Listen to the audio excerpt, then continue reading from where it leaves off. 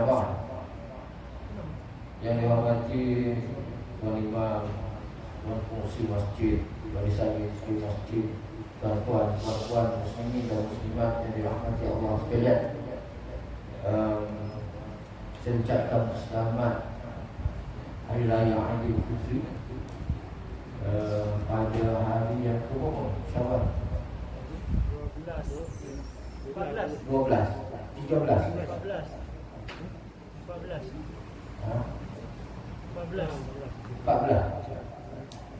Syawal.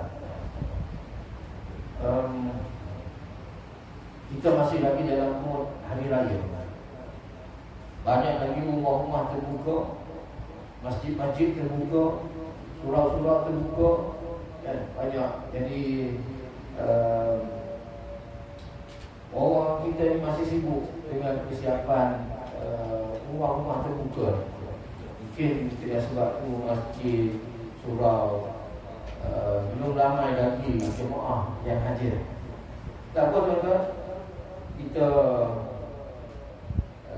teruskan dengan perbincangan kita mengenai surah An-Nur yang mana kita berhenti dalam puasa itu. Kita berhenti dalam puasa itu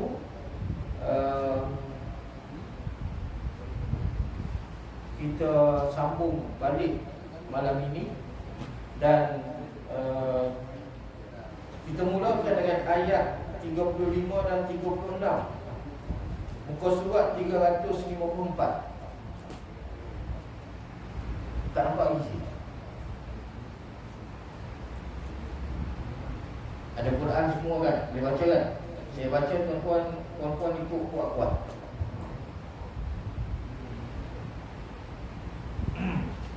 A'udzu billahi minasyaitonir rajim.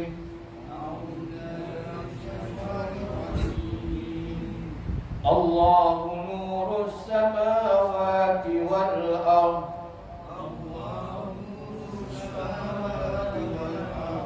Masalu nurihi kamishkatin fiha misbah.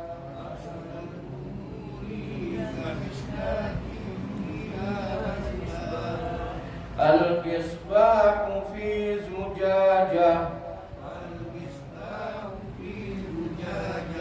Az-zujajatu ka'annaha kawkabun durriyyun yuqad.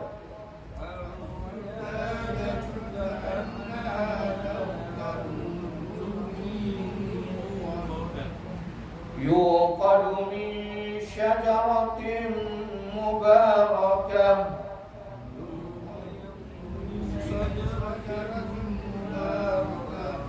زيتونة لا شرقية ولا غربية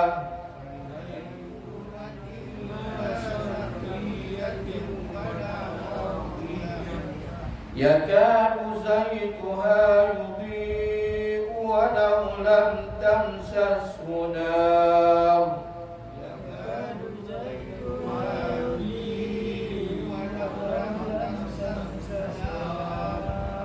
نور على نور يهدي الله لنوره من يشاء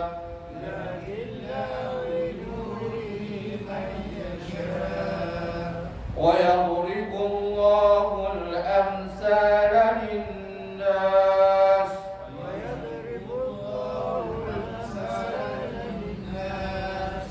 والله بكل شيء عليم.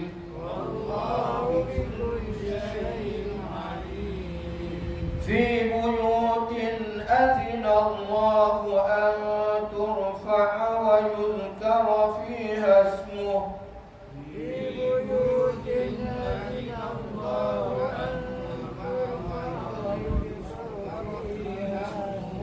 يسبح له فيها بالغدو والآصال.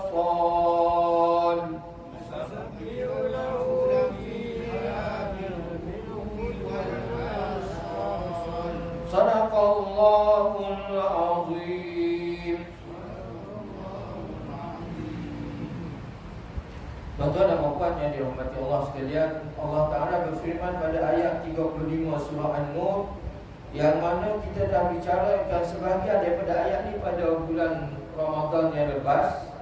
Malam ni saya sambung sikit lagi dan sentuh apa yang kita bincang sebelum ini, di mana Allah Ta'ala berfirman yang berbunyi, Allahu nurus samawati wal ardh. Allah adalah pemberi cahaya. Tak nampak saya duduk sama dengan apa ni skrin, tak nampak. Allah pemberi cahaya langit dan bumi. Allah menerangi cahayanya langit dan bumi. Sebagaimana yang kita tengok pada hari ini, dah jelas kepada kita cahaya yang diberikan oleh Allah Ta'ala dengan cahaya matahari. Yang kita baca sebelum ni, tuan-tuan, Allah kata masalun nurihi, diumpamakan cahaya Allah ini kamishkatin fiha misbah, seperti lampu pelita yang mishkat yang saya sebut pada pertemuan yang lepas, dia melengkung dalam dinding tu, tempat yang melengkung dalam dinding. Orang Melayu tak buat macam tu, orang Arab dia buat, ya. Tujuannya supaya apa, tuan-tuan? Supaya cahaya itu terfokus. Tuan-tuan, saya bagi perumpamaan sebagaimana kereta, motor, tuan-tuan, lampu dia, headlamp, lampu besar dia tu, dia mesti ada lengkung dia. Lengkung dia tu, apa tujuan lengkung dia tu? Supaya lampu kita tu kita boleh terangkan dia ikut kehendak kita depan, nampak jelas benda depan. Tapi kalau lampu tu tak ada yang lengkung, kita tak akan nampak dengan jelas yang depan kita. Sekarang dengan teknologi yang agak canggih, sampai 200 meter, 300 meter, kan, kita boleh tengok bila lampu tu dipasangkan. Kita boleh tengok dengan jelas, kan? Sebab dia ada lengkung dia. Dia ada lengkung dia dalam dalam headlamp tu, kan? Sekarang selain daripada lampu tu jelas, orang sekarang teknologi baru ni dia nak lampu yang cantik-cantik, lampu kereta yang cantik-cantik. Jadi Allah bagi tahu cahaya Allah ni seperti cahaya yang ada lengkungan, dia fokus ke depan. Tuan-tuan tengok cahaya matahari yang sampai kepada kita pada hari ini. Cahaya matahari itu daripada mana? Dia datang daripada Allah Ta'ala. Allah Ta'ala yang wujudkan matahari itu, kan? Yang jadikan matahari itu terbentuk, mengikut kajian sains, matahari ini dia terbentuk daripada batu-batu, bongkar batu yang besar-besar. Mungkin satu bongkar batu dia ni sama besar dengan bumi, ya. Jadi batu tu dia ada berkisar sama dia, ya, menyebabkan keluarnya api. Daripada api itulah keluarnya cahaya, yang mana pada hari ini kita boleh guna cahaya tu. Bila ada cahaya tu, kita akan nampak dengan jelas, tuan-tuan. Bila cahaya matahari sampai, lampu ni ada guna lagi tak? Cuba bawa lampu ni tengah. Yalah, kalau dalam rumah memang ada guna lah, kan? Tapi kalau bawa tengah padang tu, ada guna tak lampu ni? Tak guna dah. Maknanya cahaya yang sampai daripada matahari itu seperti cahaya itu terfokus. Dia seseolah ada melengkung, padahal tak ada melengkung pun. Tapi nak bagi tahu betapa jelasnya cahaya matahari itu bila sampai kat kita, sampai benda yang kecil, benda yang tak berapa jelas pada waktu malam, tapi siang hari dengan jelasnya kita akan nampak. Tak perlulah pakai spotlight, tak perlu pakai apa dah. Itu cahaya Allah Ta'ala, jelas, terang, tuan-tuan. Subhanallah. Jadi di sini ulama bagi tahu, termasuklah Imam Syafi'i, Permisalan di sini, ya tuan-tuan, Allah misalkan cahaya dia seperti cahaya dalam pelita tu. Bukan nak bagi tahu cahaya Allah terang macam tu, tak. Cahaya Allah ni tuan-tuan lebih terang, lebih jelas. Cuma Allah bagi tahu tu nak suruh kita faham je. Benda yang Allah umpamakan benda yang lebih hebat dengan benda yang kurang hebat. Pelita tu ialah zaman Nabi Muhammad SAW. Zaman tu mana ada lampu macam ni, mana ada lampu spotlight, tak ada. Semua orang pakai pelita je. Zaman dulu. Jadi Allah umpamakan ni sesuai dengan zaman dulu, tuan-tuan. Sesuai dengan zaman tu. Dan untuk pemahaman kita pun tak ada masalah. Bukan kata sama sekarang tak sesuai lah sebab kita dah ada spotlight. Dah. Benda ni memang betul lah apa yang Allah cakap tu, kan? Quran kalau kita kata tak sesuai dengan zaman sekarang, keluar daripada Islam kita, tuan-tuan. Bahaya. Cuma Allah nak bagi tahu itu seseolah macam itulah cahaya Allah, tetapi cahaya Allah lebih terang. Kalau cahaya matahari itu dah terang yang amat, cahaya Allah lagilah terang, tuan-tuan. Bukan setakat terang, tuan-tuan. Nabi Musa bila nak Nabi Musa bila minta nak tengok Allah Ta'ala, ya Allah, tolong tunjuklah zat Engkau pada aku, ya Allah, aku nak tengok. Allah kata, kau mampu ke nak tengok? Nabi Musa kata, insya-Allah. Dan Allah kata, uzur ilal jabal, kau tengoklah pada gunung sebelah pada kau. Nabi Musa minta tu semasa dia berada di Gunung Tursina, di puncak Gunung Tursina. Ketinggiannya 2,200 meter daripada aras laut. Tinggi, tuan-tuan. Dia minta dekat situ, di berdekatan dengan Gunung Tursina tu ada berpuluh-puluh gunung, puncak gunung, banyak. Dia bukan satu gunung je, tuan-tuan. Dia banyak gunung dekat sana. Jadi Allah kata kalau engkau boleh tetap di tempat engkau akan nampak aku. Kau tengok pada gunung sana, kalau fa'inistaqarra makanaka, kalau kau boleh tetap berdiri di tempat engkau sekarang, engkau akan nampak aku. Lalu Allah pancarkan zatnya ke gunung tersebut, dan tak ada nak tengok, tuan-tuan. Dah pensan dah Nabi Musa. Pensan. Tuan-tuan nak cari cahaya mana yang suluh kita sampai kita pensan? Tak ada, tuan-tuan. Itu Allah suluh dengan rahmat dia, iaitu, kan? Kalau suluh dengan cahaya Allah, mungkin semua ni hancur pun, tuan-tuan. Subhanallah. Itu kuasa Allah. Maknanya Allah tu terlalu hebat, tuan-tuan. Cuma Allah umpamakan dengan pelita ni, nak suruh kita faham je. Pelita tu cahaya dia tak adalah terang sangat, tuan-tuan. Kalau tuan-tuan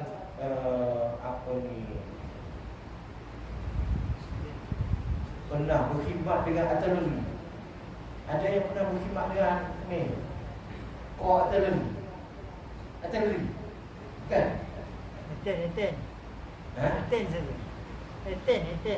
Eten. Oh, Eten.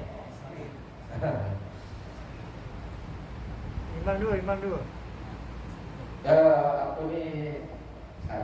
Bukan putih kita ni. Kan? Pernah tak? Pernah duduk sana lah. Kan? Pernah duduk di artileri. Sekali ya. Sekali. Dan tuan-tuan, latihan artileri menembak dia tu dia sebelum dia nak tembak target waktu malam. Sebelum nak tembak target di waktu malam, dia akan hantar dulu cahaya. Dia tembak dulu cahaya. Dia akan jatuh cahaya tu, dia macam pelita lah. Cahaya tu macam pelita. Tracer. Saya nama pun tak ingat lah. Lama lah, tuan-tuan. Tengok benda tu. Dia akan tembak cahaya tu dulu. Cahaya berpandukan pada cahaya tu, kita akan nampak musuh ada kat mana. Bila kita dapat detect musuh, barulah peluru akan datang. Kita akan hantar peluru artileri, tembak musuh. Jadi peluru cahaya yang dihantar tu, dalam perkiraan dia orang kata apa? Cahaya tersebut sama dengan kekuatan 60,000 cahaya lilin. Kuat, nampak memang terang tuan-tuan. Bila dia suruh dengan cahaya tu, dalam sekitar mungkin dalam 500 meter kita nampak dengan jelas. Boleh nampak dah kalau musuh ada tempat tu, kita nampak cahaya dia. Nak bagi tahu cahaya pelita, cahaya lilin ni dia lemah tuan-tuan. Tapi Allah buat perumpamaan ini bukan nak bagi tahu cahaya Allah tu lemah, tak. Nak suruh kita faham je. Cahaya Allah ni terlalu hebat tuan-tuan. Sangat-sangat hebat dan tak boleh nak gambarkan dengan kepala kita. Yalah, zat Allah mana nak boleh nak gambarkan tuan-tuan. Tak boleh nak gambarkan. Jadi jangan kita faham orang kata perumpamaan ini macam tu je cahaya Allah. Jangan faham macam tu. Ini hanya nak bagi faham je. Allah nak bagi faham kita je. Okey. Masalun nurihi, perumpamaan cahaya Allah Ta'ala, kamishkatin fiha misbah, seperti sebuah mishkat yang berisi sebuah lampu. Lampu itu di dalam geluk kaca. Ada kaca, lampu pelita ayam. Ini geng-geng baru muda ni tak tengok pelita ayam. Tapi kalau search dalam Google tu akan keluarlah gambar pelita ayam. Dia ada kaca, dia berbentuk hampir bentuk dia tak sama lah macam ni, hampir sama. Dia bentuk dia buka. Itulah bentuk dia. Itu dia panggil apa? Dalam ayat ni dia kata al-misbahu fi zujajah. Zujajah tu kaca. Zujajah tu kaca. Kaca yang melindungi pelita. Sungguh dia duduk dalam. Sungguh pelita tu duduk dalam kaca. Dan apa tujuan kaca tu? Supaya api pelita tu tidak ditiup oleh angin luar, supaya dia tak mudah padam. Begitulah cahaya Allah Ta'ala terlindung, tak boleh dipadamkan oleh siapa-siapa pun tuan-tuan. Nak bagi tahu keadaan cahaya Allah Ta'ala. Kemudian ka'anna kaukabun durri, geluk kaca itu pula jernih terang laksana bintang yang bersinar cemerlang. Sebagaimana kita tengok bintang di waktu malam, nampak cerah bersinar. Begitulah cahaya Allah Subhanahu wa Ta'ala. Kemudian Allah kata lagi, lampu itu dinyalakan, yuqadu min syajaratin, yuqadu dinyalakan. Tengok, dinyalakan min syajaratin, daripada pokok, mubarakatin, yang penuh berkat. Pokok apa ni tuan-tuan? Yang banyak manfaat dia, zaitunah, pokok zaitun. Pokok zaitun, minyak dia boleh guna untuk buat ni lah, buat pelita dia boleh. Dan kita boleh guna untuk perubatan. Dan banyaklah kegunaan minyak zaitun ni. Bila sebut mubarakah, penuh dengan keberkatan, dalam tafsir kita ni dia sebut yang berkahnya, iaitu pohon zaitun yang tumbuh. Sekejap. Mubarakah ni dalam tafsir saya dan terjemahan saya, dia sebut minyak dari pokok yang banyak manfaatnya, iaitu minyak zaitun. Mubarakah itu diterjemahkan dengan banyak manfaatnya. Dia tak berkat. Bila sebut berkat ni, kelebihan dia banyak. Sekarang orang jual minyak zaitun tu, tuan-tuan boleh belilah kalau nak beli kan, untuk kesihatan kita dan sebagainya. Kebanyakannya adalah untuk kesihatan kita. Minyak zaitun. Pokok zaitun yang bukan sahaja disinari matahari semasa naiknya dan bukan sahaja semasa turunnya. La syarqiyatin wala gharbiyah. Dia terjemah apa? Tak nampak. So, lihat saya. Sebab duduk sama ni tak nampak kan?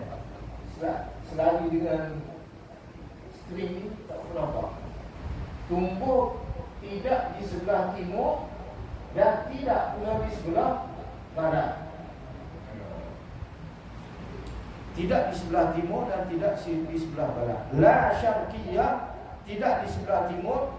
La gharbiyah, dan tidak di sebelah barat. Itu maksudnya, kata Imam Sya'rawi, sekiranya pokok zaitun ini tumbuh di belah barat, maka belah timur akan gelap. Sekiranya dia tumbuh di belah timur, maka barat akan gelap. Ini pokok ni dibayangkan oleh Allah Ta'ala sebab dia bercahaya. Pokok ni bercahaya, tuan-tuan. Pokok zaitun yang mana ni Allahu A'lam. Maknanya bila nak menerangi seluruh alam ini, maka pokok zaitun ini dia duduk betul-betul di tengah-tengah, tengah-tengah alam. Tidak di belah barat, tidak di belah timur. Ada kena tengok tafsiran yang lebih mendalam, apa maksud sebenarnya. Yakadu zaituha yudhi, hampir minyak dia akan menerangi. Minyak dia sahaja tu mengeluarkan cahaya tanpa disentuh oleh api. Laulam tamsas walaulam tamsas unar, walaupun tidak disentuh oleh api. Tuan-tuan nak cari minyak mana ni yang boleh bersinar, keluar cahaya tanpa disentuh oleh api? Tapi disebut oleh Allah Ta'ala, itulah minyak zaitun. Minyak zaitun. Tuan-tuan nak lebih faham lah. Kalau tuan-tuan Google ataupun tengok Discovery ke National Geographic ke, untuk hidupan di dalam dasar laut, hidupan di dasar laut, yang mana laut yang dalam, cahaya matahari tak sampai ke dasar dia. Cahaya matahari tak sampai ke dasar dia. Laut ni setakat dalam kajian sekarang yang paling dalam 12 km. 12 km. Dalam tu kan 12 km tu kapal selam tak boleh masuk, pecah. Kalau nak sampai 7-8 km dalam pun kapal selam dah boleh pecah. Tekanan dia terlalu kuat. Dan tekanan dia terlalu kuat. Telinga kita ni hanya berapa meter je boleh selam. Mungkin 10 ataupun 20 meter saja boleh selam. Lepas tu kalau kita selam lagi, pecah gendang telinga. Tekanan air dalam. Dalam tu tuan-tuan ada hidupan yang 12,000 meter ataupun 12 kilometer tu. Kedalaman tu dia ada binatang yang hidup kat sana. Binatang itu semua ada lampu di badan dia, tuan-tuan. Macam kunang-kunang.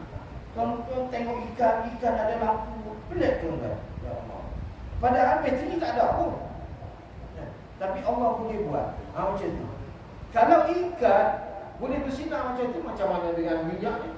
Mudah bagi Allah untuk menyinarkan minyak ni, walaupun minyak tu tak disentuh oleh cahaya. Subhanallah. Itu kerja Allah Ta'ala. Kadang-kadang kita fikir, tak logik, tak nak jumpa minyak yang bersinar tanpa cahaya ni, tanpa disentuh oleh api.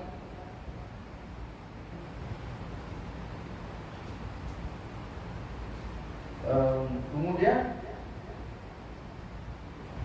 nurun ala nur, cahaya di atas cahaya. Dia sebut kat sini cahaya di atas cahaya, berlapis-lapis, tuan-tuan. cahaya di atas cahaya berlapis-lapis. Kalau tuan-tuan belajar sains, belajar ilmu sains, dia cahaya ni dia ikut warna, tuan-tuan. Warna tu warna biru, warna kuning, warna merah, warna hijau. Dia mempunyai kelajuan masing-masing. Mempunyai kelajuan masing-masing. Yang tu kita bila tengok pelangi tu, kan, dia berwarna-warni tu, kan, sebenarnya dia atas kelajuan. Dia kelajuan. Warna biru mana lebih laju saya tak tahulah, kan. Warna apa yang lebih laju, cahaya apa yang lebih laju, kita tak tahu. Tapi tuan-tuan, sebagaimana saya maklum pada pertemuan yang lepas, kelajuan cahaya yang biasa ni, cahaya matahari, cahaya kita ni, kelajuan dia adalah 300,000 kilometer per saat. Setiap saat kita pincit lampu, pincit tu, kan, cahaya dia boleh pergi, kan, 300,000 kilometer setiap saat. Laju juga, ya Allah, laju yang amat. Cahaya matahari, daripada matahari nak sampai ke bumi, dia ambil masa 8 minit. Dengan kelajuan 300,000 km per saat tu, cahaya matahari ambil masa 8 minit daripada matahari nak sampai ke bumi. Subhanallah. 8 minit ya tuan-tuan. 8 minit kalau kita pergi daripada sini ke Bandar Piding, dapat tak 8 minit? Tak dapat kan? Lebih. Nak bagi tahu lajunya cahaya daripada matahari sampai ke bumi ni, dia ambil masa 8 minit je. Cahaya tu nak sampai. Subhanallah. Dahsyat tuan-tuan, kelajuan cahaya. Tapi daripada bumi, saya dah sebut banyak dah sebelum ni, daripada bumi nak keluar daripada galaksi Bima Sakti, Cakrawala, ya. Cakrawala kita dinamakan dengan galaksi Bima Sakti. Yang terdekat, sempadan galaksi yang terdekat ambil masa perjalanan cahaya 30 tahun. Kalau daripada matahari sampai sini 8 minit, dan tuan-tuan, cahaya tu nak sampai ke sempadan matahari, sempadan galaksi ni daripada bumi ambil masa 30 tahun. Allah, dahsyat. Itu belum sampai langit pertama tu dah tak sampai lagi. Sebab dalam ni, dalam langit dunia, dinamakan langit dunia ni ada bulan bintang, banyak bulan bintang, ada galaksi-galaksi.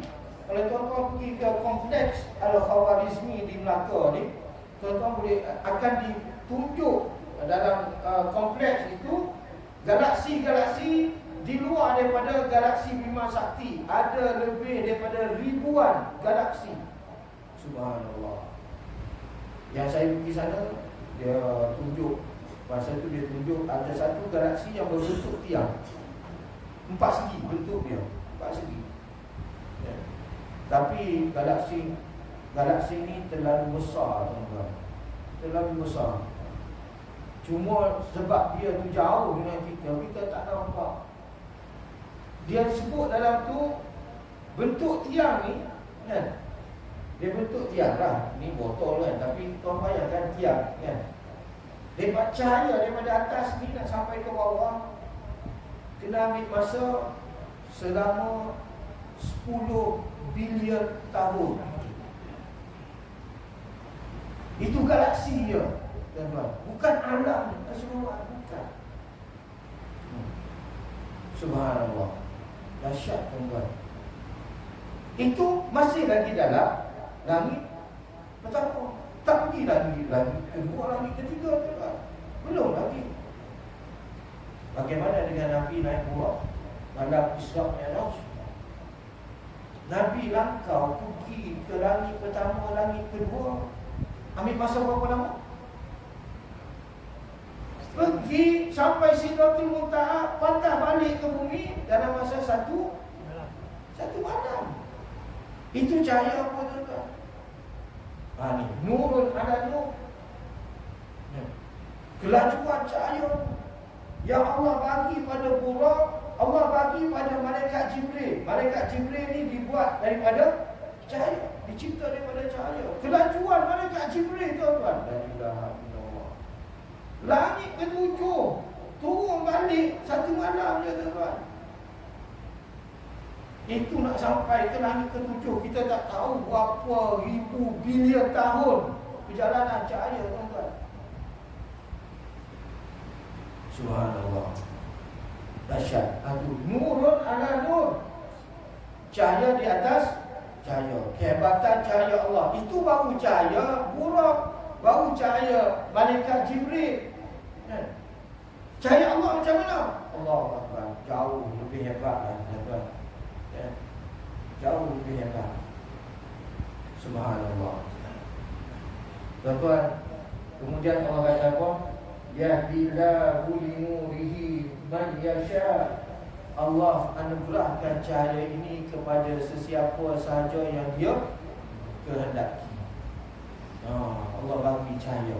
Cahaya ni bukan bermaksud cahaya fizikal. Bukan cahaya fizikal. Ini cahaya maknawi. Cahaya namanya apa? Cahaya Hidayah. Hidayah. Hidayah. Hidayah itu adalah cahaya. Hidayah itu adalah cahaya. Allah bagi kepada hanya orang-orang tertentu je. Orang yang hidup sesama dengan Nabi pun, kalau Allah tak bagi hidayah, kafir juga, tak? Depan mata dia dah dia tengok mukjizat Nabi, cakap dengan Nabi, bersepah dengan Nabi, apa semua. Tapi tak dapat hidayah, kafir juga, tuan-tuan. Waliyahzubillah. Kita yang jauh daripada Nabi ni, tak pernah jumpa Nabi, tapi kita beriman dengan Nabi Muhammad SAW. Bersyukurlah Allah bagi hidayah nur kepada kita. Ini dinamakan dengan nur. Jadi Allah bercakap dalam ayat ni, tuan-tuan, ada cahaya fizikal dan ada cahaya maknawi. Ada dua, tuan-tuan. Ada dua. Kemudian dalam hadis, tak silap saya, Nabi sebut al-ilmu nurun. Ilmu itu adalah cahaya. Ilmu ni cahaya. Wa nurullahi la yahdi li'asi. Dan cahaya Allah tidak diberikan kepada orang-orang yang melakukan maksiat. Kejap, kita pergi dulu. Wa yadribullahu al-amsala lin-nas. Tuan-tuan tengok, nurun ala nur yahdillahu li nurihi man yasha. Kita akan sambung pada ayat selepasnya. Saya pergi dulu tablik ayat ni. Yadribullahu wa yadribullahu al-amsala lin-nas. Dan Allah memberi perumpamaan manusia dengan cahaya ini supaya apa? Wallahu bikulli syai'in alim. Supaya manusia dapat mengerti dan memahami sesungguhnya Allah itu Maha mengetahui di atas sesuatu. Allah tahu segala-galanya. Subhanallah. Okey, setakat itu dulu untuk ayat ni. Kita pergi ke ayat seterusnya. Ayat 36. Fi buyutin azinallahu an turfa'a wa yuzkara fiha ismuhu yusabbihu lahu fiha bil ghudubi wal asal. Maksudnya apa?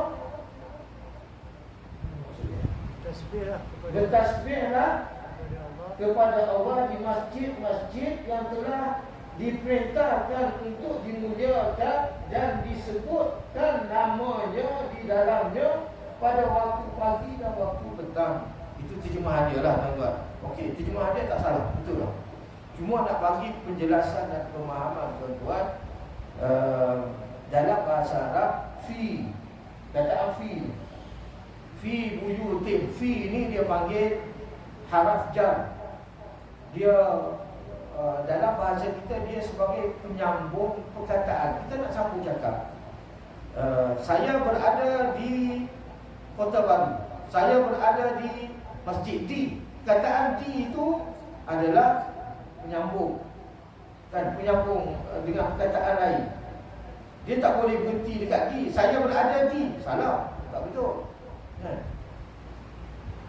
Jadi tuan-tuan, permulaan ayat ini menggunakan fi. Seseolah ayat dalam bahasa Melayu digunakan dengan di. Ya. Di masjid inilah saya bermesyuarat, contohnya. Dia mulakan dengan di. Ya. Jadi biasanya dalam ayat-ayat lain Allah tak guna kataan sambung ni di permulaan ayat. Tengok Allah guna bersama, dia tak ada kataan sambung tu. Kan? Terus pada kalimah Allah. Kan? Ini fi. Kalau tuan-tuan belajar bahasa Arab, dia panggil haraf jar. Dia mulakan dengan kataan penyambung. Semuanya ada perkiraan ulama, tafsiran ulama nak mengatakan bahawa ayat ini ada kaitan dengan ayat di atas. Sebab dia mulakan dengan fi, kan? Dia ada kaitan dengan ayat di atas. Subhanallah. Kenapa perbicaraan Allah tentang cahaya, kemudian Allah bicarakan tentang masjid? Fi buyutin. Buyutin ni rumah-rumah Allah. Iaitu masjid. Masjid. Subhanallah. Apa kaitan cahaya dengan masjid ni, tuan-tuan? Apa kaitan cahaya dengan masjid? Tuan-tuan, saya bagi, janganlah tak nak teka-teki panjang-panjang. Ya, saya bagi jawapan terus. Lepas tu kita bicarakan seterusnya. Sebab tuan-tuan, di rumah-rumah Allah ni, masjid inilah Allah turunkan cahaya. Allah turunkan cahaya dia. Cahaya tu nampak tak? Tak nampak. Cahaya ni tak nampak. Cahaya ni bukan cahaya fizikal. Ini cahaya maknawi. Apabila tuan-tuan datang ke masjid, tuan-tuan melangkah balik ke rumah, sebenarnya tuan-tuan datang ambil cahaya. Tuan-tuan datang ambil cahaya, berjalan dengan cahaya, bawa balik ke rumah dengan cahaya, menyebabkan rumah tuan-tuan pun ada cahaya. Jadi Imam Syarawi dia bagi tahu malaikat nampak cahaya ini sebagaimana kita nampak bintang-bintang di langit, kelipan-kelipan bintang di langit sana, cahaya bintang tu. Begitulah malaikat tengok kita di atas muka bumi. Daripada jauh malaikat akan nampak, oh ni cahaya ni, orang datang masjid. Orang datang masjid, dia dapat cahaya dia balik. Ikut cahaya tu, ikut balik ke rumah dia, dan berada di rumah dia, menyebabkan rumah dia turut bercahaya. Subhanallah. Insya, saya teruskan sikit tuan-tuan. Cahaya ini, cahaya, saya ulang, ini cahaya maknawi. Maksudnya, saya bagi langsung mudah-mudahan faham, tuan-tuan. Jangan kita susah-susah nak faham. Maknanya kita datang ke masjid ini, kita dapat cahaya. Allah kata apa? Yahdillahu linurihi. Ayat sebelum tu, kan? Ayat tadi yang kita baca, Yahdillahu linurihi. Allah bagi hidayah ni, bagi cahaya ni kepada orang yang dia nak je. Siapa yang datang ke masjid, dia dapatlah cahaya, tuan-tuan. Orang yang tak nak datang masjid, dapat tak cahaya? Tak dapat. Cahaya ini, saya ulang balik, cahaya maknawi, bukan cahaya fizikal. Maksudnya tuan-tuan, sekiranya tuan-tuan, puan-puan ada masalah dalam kehidupan, tuan-tuan datanglah ke masjid. Di sana tuan-tuan akan dapat cahaya, ketenangan, akan dapat rasa lega, dan akan dapat rasa lega. Dan di sana Allah akan bagi cahaya pada tuan-tuan bagaimana nak selesaikan masalah yang tuan-tuan sedang hadapi sekarang. Subhanallah. Itu Allah kata, kalau kau bermasalah, datanglah ke masjid. Tak kira lah sama ada kau datang tu dalam kuliah ke, kau datang solat berjemaah ke, atau kau datang untuk beriktikaf, duduk dalam masjid. Terpulang datang, tapi jadi datang ke masjid. Di sana Allah akan bagi ketenangan.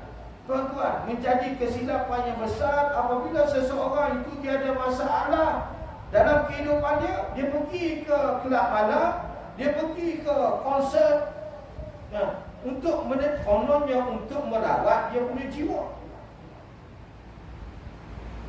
untuk menyelesaikan masalah kehidupan dia. Dapat tak? Tak dapat. Dia makin banyak masalah akan menimpa dia. Ada masalah minum arak, ada masalah baham dadah. Selesai masalah ataupun tambah masalah, lagi bertambah-tambah masalah datang. Jadi untuk menyelesaikan masalah ini cahaya, tuan-tuan. Allah bagi cahaya kepada kita untuk selesaikan masalah kita ialah dengan kita datang ke masjid. Subhanallah. Tahniah kepada tuan-tuan dan puan-puan yang sentiasa datang ke masjid. Sebenarnya setiap hari, setiap masa tuan-tuan datang ke masjid, di situ tuan-tuan sebenarnya dah dapat cahaya daripada Allah Subhanahu wa taala. Subhanallah. Okey. Balik kita pada ayat. Fi buyutin azinallah. Di rumah-rumah Allah yang Allah izinkan. Apa? Telah diperintahkan dan dimuliakan, disebutkan namanya. Tuan-tuan, sebenarnya kalau tuan-tuan tengok makna anturfa'an. Anturfa'an ni ni orang ni belajar bahasa Arab. Rafa'ah apa maksud? Meninggikan kan? Meninggikan. Belajar bahasa Arab. Tahu tak? Meninggikan. Rafa'ah ni meninggikan. Maksud dia yang asal ialah di rumah-rumah yang Allah izinkan untuk meninggikan suara menyebut nama-nama Allah Ta'ala. Setakat ni lah tuan-tuan, apa yang saya faham, tuan-tuan berzikir lepas solat perlahan ke kuat? Kuat kan? Allah izin. Jangan tuan-tuan faham bid'ah pula. Allah izin ni tuan-tuan. Ayat ni jelas. Kalau tuan-tuan bawa pada orang Wahabi, kan, cuba tanya dia, apa maksud ayat ni? Apa maksud anturfa'an kat sini? Tanya dia. Tapi pasal apa kau orang kata yang berzikir lepas solat tu bid'ah? Mana dalil dia? Tak ada. Dalil tak ada. Sedangkan dalam Quran ada sebut. Dalam masjid rumah Allah disebut nama tu secara dizikir, tasbihkan secara jelas. Dalam tafsir ni tuan-tuan disebut tak apa panjang sikit tuan-tuan dah. Sebab kita cuti beraya lama sangat. Disebut dalam tafsir ni, saya baca muka surat 10,000 tafsir, muka surat 10,000 tuan-tuan. 10,280. Ni muka surat dia. Buka jilid 17. Siapa-siapa nak rujuk lah. Siapa-siapa nak rujuk. Ini bukan saya reka ambil daripada poket saya sendiri, tak. Ni dalam ni tuan-tuan. Nanti orang Wahabi kata ni reka-reka ni kan, dalil bukti. Dalam ni disebut di Imam Sya'rawi, dia kata kana ba'dus salihin iza nazala baladan. Sebahagian daripada orang-orang soleh terdahulu, apabila dia pergi ke satu negeri ataupun satu kampung, dia berjalan, dia bermusafir, dia singgah di satu kampung, yata'ayyalu an yunzilaha fi ghairi waqti solat. Dia pula datang ke masjid pada waktu bukan solat 5 waktu. Mungkin dia nak datang ke masjid ni pada pukul 3 petang. Waktu tu ada solat tak? Tak ada kan? Kita solat zuhur pukul 1:07 minit. Kan?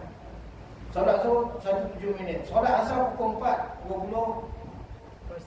4:30. Lebih kurang lah kan? 4:30. Jadi dia tak nak datang waktu solat tu. Bukan tak nak datang solat jemaah, dia nak datang waktu di luar waktu solat. Ini orang soleh tuan-tuan. Orang soleh zaman dulu. Dia nak datang, kalau dia datang ke kampung tu, dia nak datang ke masjid waktu bukan solat, bukan waktu solat. Tujuan apa? Fa'in wajadahu amiran fi ghairi waqti salati bil musabbihina. Sekiranya dia datang pada waktu itu, tiba-tiba terdengar ahli qaryah itu bertasbih, berzikir kepada Allah. Maknanya sedang berzikir kuat, tuan-tuan. Bukan zikir tak. Dia dengar. Kalau dia dengar, dia dah masuk masjid, dia dengar, itu bukan kuat ke zikir? Kuat kan? Kalau dia dengar orang berzikir masa selain daripada waktu solat, dia tak tahu ketika petang ada orang berzikir dalam masjid, dia kata apa? Alima anna haula'i multazimuna bimanhajillah. Dia tahulah ahli Qaryah ini adalah orang yang mengikut ajaran Allah Ta'ala. Mengikut ajaran Allah Ta'ala. Ini susah sikit lah, tuan-tuan. Ada tak kat masjid-masjid kita macam ni? Dan tak pastilah, tuan-tuan. Saya tak pasti ada ke tak ada. Tapi dia kata sekiranya dia datang pada waktu tersebut, tiba-tiba masjid kosong, tak ada orang. Apa dia kata? Ulama ni kata, orang terdahulu dia kata, annaha baladun la khaira fiha. Sesungguhnya negeri itu tidak ada kebaikan padanya. Negeri itu tidak ada kebajikan padanya. Subhanallah. Jadi tuan-tuan, ada ruang masa, datanglah ke masjid, berzikirlah di masjid-masjid ni, tuan-tuan. Subhanallah. Allah Akbar.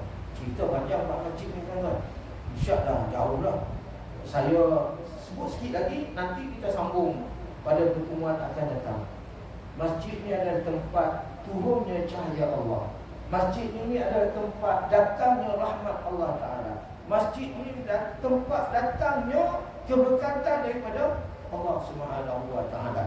Tuan-tuan, dalam ayat yang lain Allah sebut, inna awwala baitin wudi'a lin-nasi lallazi bi Bakkah mubarakan wa hudan lil alamin. Sesungguhnya rumah Allah yang pertama yang dibina kepada manusia adalah Baitullah yang berada di Makkah Al-Mukarramah.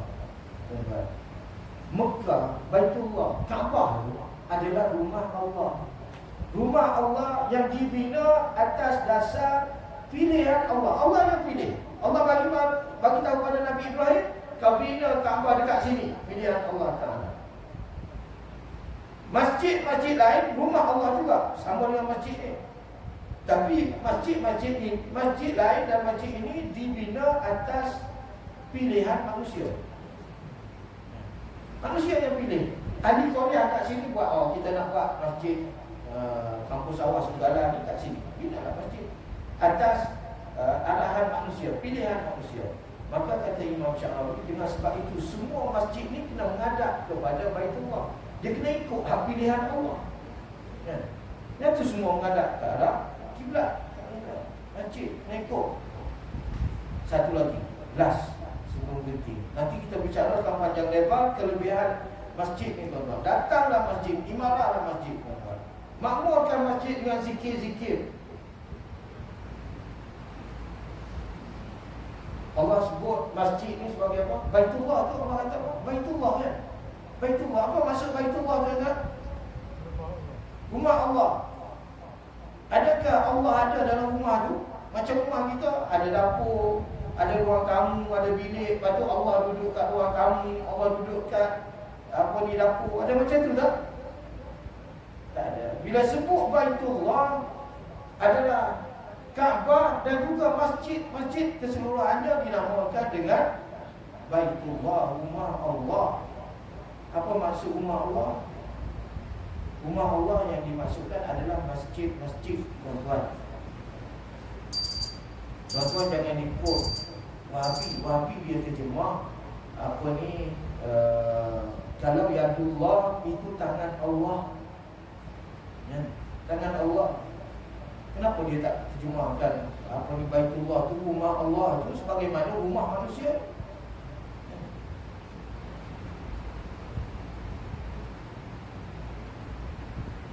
dinamakan Baitullah, dinamakan masjid itu sebagai Baitullah, nak bagi tahu kemuliaan dan kehebatan, ketinggian kedudukan rumah itu di sisi Allah Ta'ala. Bukan nak bagi tahu Allah ada kat situ. Dia bukan macam rumah ibadat lain, tuan-tuan. Tuhan dia ada bersila kat situ. Rumah ibadat lain. Kita masjid, bukan Allah ada bersila dalam ni. Tapi dinamakan sebagai rumah Allah. Jadi bezalah dengan orang-orang yang berfahaman pelik-pelik ni, tuan-tuan. Dia terjemah direct. Hak mana hak Allah kata apa ni? Allah kata dalam ayat Quran tu kan, istawa 'alal 'arsy, dia pun kata Allah tu duduk, la ilaha illallah. Senang dia terjemah. Allah duduk atas arasy. Subhanallah. Dia terjemah direct. Padahal ulama tak pernah sebut macam tu. Ulama salah duduk. Imam Malik tak sebut duduk tu kan. InsyaAllah kalau bicara bab tu panjang juga, tuan-tuan. Nanti kita sambung pada pertemuan akan datang. Ayat ni kita kekalkan dulu bicara kita tentang masjid ni, sebab dia agak panjang sikit perbahasan dia. Saya rasa cukup sekadar untuk malam ni. Mudah-mudahan apa yang kita bicarakan tentang cahaya Allah, bagaimana perumpamaan cahaya Allah, dan apa untungnya tuan-tuan datang ke masjid ini untuk mendapatkan cahaya-cahaya daripada Allah Subhanahu Wa Taala. Itu sahaja daripada saya. Apa yang baik datang daripada Allah Taala, apa yang kurang datang daripada diri saya sendiri. Wallahu a'lam. Wassalamualaikum warahmatullahi wabarakatuh. A'udzubillahi minasyaitonir rajim. Bismillahirrahmanirrahim. Alhamdulillahirabbil alamin, wassalatu wassalamu ala asyrafil anbiya'i wal mursalin sayyidina Muhammadin sallallahu alaihi wasallam. Allahumma 'allimna ma yanfa'una wanfa'na bima 'allamtana warzuqna fahma. Allahumma faqqihna fid din wa 'allimna at-ta'wil wa baligh bainana wa baina qaumina bil haqqi wa anta khairul fatihin. Wa sallallahu ala sayyidina Muhammadin wa ala alihi wa sahbihi ajma'in. Walhamdulillahi rabbil alamin. Taqabbal